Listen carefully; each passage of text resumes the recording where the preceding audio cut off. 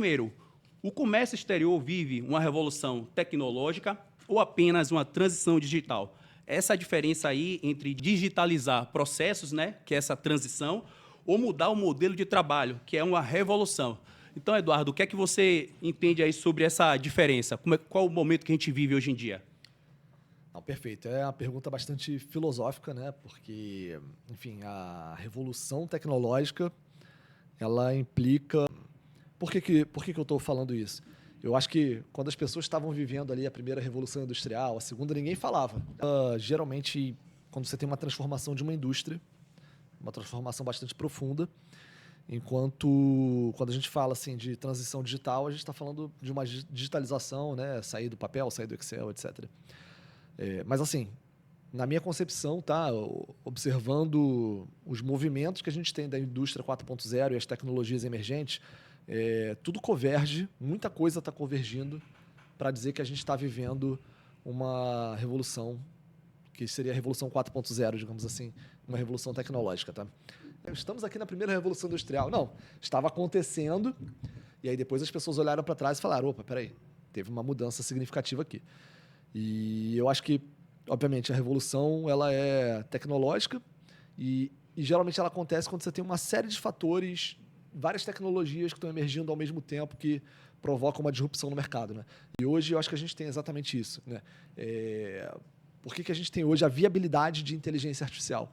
Foram anos de evolução em performance de chips, infraestrutura, anos de evolução em algoritmos de IA, anos de evolução em quantidade de dados disponíveis que a gente tem hoje para trabalhar. Então, acho que se juntar essas três coisas convergindo, permite que a gente tenha essa revolução que a gente está vivendo da inteligência artificial. Então, na minha opinião, é uma revolução. Mas acho que nem todo mundo concorda comigo, né? Eu acho que é muito bom esse ponto que você trouxe da história, né? De não olhar a história com olhar, com a visão de hoje, né? Porque realmente eu considero uma revolução devido a todas as mudanças e automações industriais, por exemplo, que estão hoje sendo movidas pela inteligência artificial, dentre outras coisas.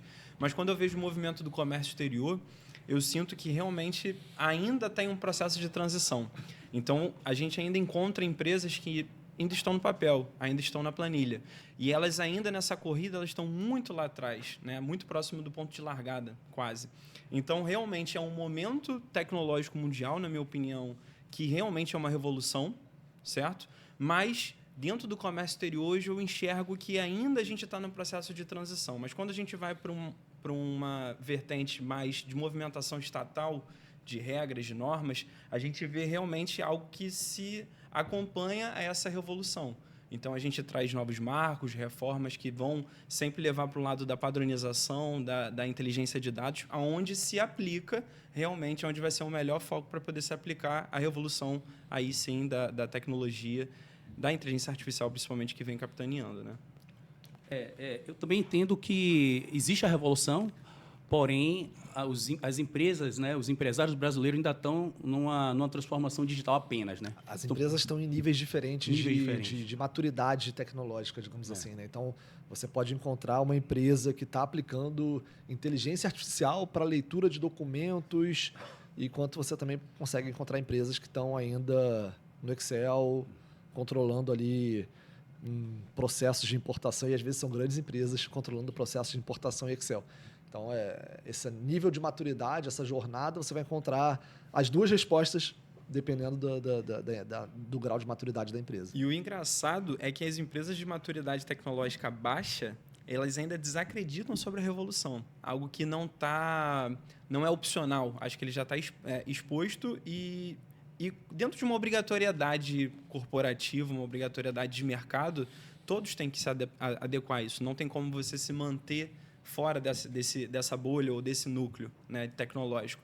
Então, você ainda vê essa resistência também dessas empresas que têm um baixo nível de maturidade tecnológica em não acreditar que a revolução está aí e a chave já está prestes a virar, se já não está virando, né? E ainda fica um caderninho debaixo do braço anotando uma Bíblia, os pedidos, quase, né? Uhum. Exatamente. Maravilha. Outra opinião também assim, em relação quando se fala de revolução tecnológica, que é capitaneada aí pela Receita Federal, no novo processo de importação, o próprio nome já diz, né? Novo processo de importação. Então, ele está trazendo uma série de procedimentos, uma série de tecnologias, e as empresas elas estão sendo, de alguma forma, obrigadas a se adequar a isso aí, né? Mas aí tem a figura do prestador de serviço, como despachante aduaneiro, como consultores, como empresas como a Mainô, que além de vender o sistema também está muito preocupada com o suporte que dá ao cliente, de orientar esses clientes a se adequarem a essa nova realidade digital, né? Essa transformação, essa revolução tecnológica que está acontecendo por aí.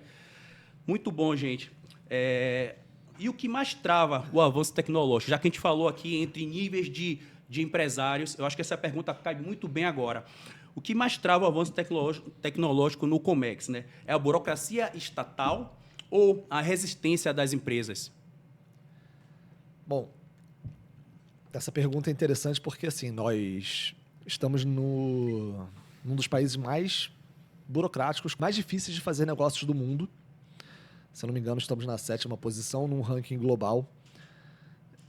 Então, assim, fazer negócios no Brasil é complicado. E quando a gente fala de comércio exterior, a gente está falando de uma das áreas mais complicadas dentro de um dos países mais complicados. Então, estava até brincando, né? Como se a gente estivesse jogando as Olimpíadas da burocracia. Porque a gente está no top de lidar com burocracia. Lá na minha terra, lá em Salvador, se chama barril dobrado. Se alguém de Salvador está assistindo aí, sabe o que eu estou falando. Boa.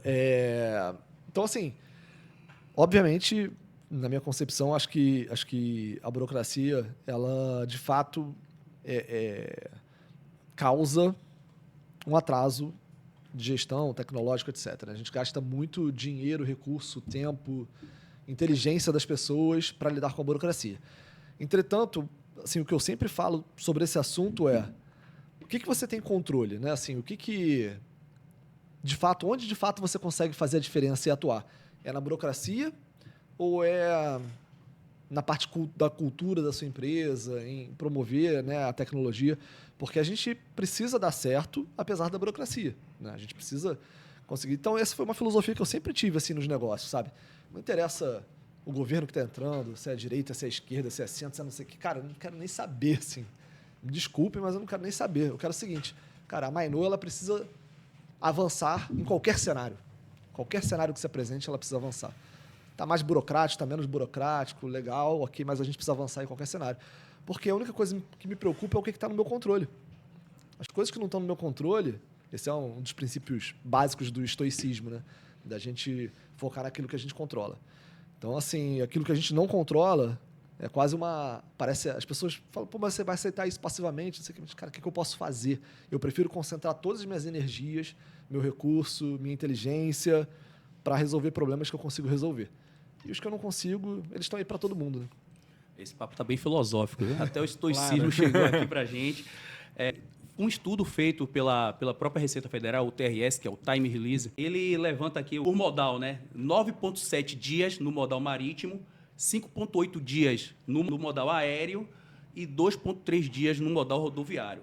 É um dos piores índices do mundo de liberação de importações. E tem até um ponto que eu já vi uma apresentação da Receita sobre isso, onde eles falam que boa parte desse tempo que demora a se liberar a mercadoria não está no trabalho que a Receita está exercendo de análise. Muitas vezes está na demora em entregar documentações solicitadas. Então, também aí reforça a necessidade de organização das empresas para trabalhar com importação, está com tudo muito bem organizadinho, tudo muito bem planejado, para que as importações ocorram de forma mais simples. E aí eu concordo muito com o que o Edu disse, eu tenho para complementar que às vezes essa burocracia, ela na realidade ela é interna. Então, eu acho que a resistência ela se torna uma burocracia interna que se é feita dentro, por exemplo, de uma não classificação correta e coerente dos NCMs, dos produtos. Quando ele disse também essa parte das notas e dos documentos fiscais que são necessários, por que demorar a emitir uma nota fiscal de importação? Às vezes, por exemplo, quando a gente lá na Mainô se depara com uma oportunidade e fala que está 2 dias sem emitir uma nota, nosso sistema faz em 2 minutos. Então, não é uma resistência benéfica, né? É uma questão burocrática que, às vezes, mantém a estrutura interna e pessoas dentro dessa estrutura interna que movem essa dificuldade. Então, realmente, a burocracia estatal ela existe hoje e sempre existiu. Então, ela vai se renovando e agora a gente vê padrões de renovações dela até para se ambientar com essa revolução tecnológica que a gente falou da primeira pergunta, né? Então, a questão de padronização de dados...